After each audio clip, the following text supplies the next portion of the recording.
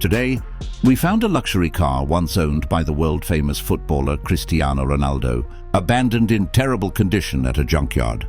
The car was completely neglected, covered in rust, and far from its former glory. Because of its condition, we towed the car directly to our workshop and started a full restoration process. Our first step was a deep engine bay cleaning, followed by a complete car wash and draining the old engine oil. Years of dirt, grease and rust had damaged many parts. We removed heavy rust, repaired weak areas, and carried out welding to restore the car's structure. After that, we applied putty and surface treatment to smooth the body and prepare it for the next stage. Slowly, the car began to take shape again. The engine parts were badly rusted, so we cleaned them using acid treatment, repainted them, and carefully reassembled the engine. Once ready, the engine was fitted back. The exhaust system was installed, and all engine settings were adjusted.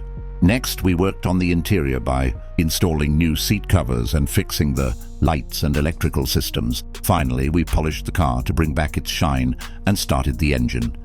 It came back to life. After a successful test drive with no issues, the restoration was complete. If you enjoyed this luxury car restoration, don't forget to like the video and subscribe to the channel.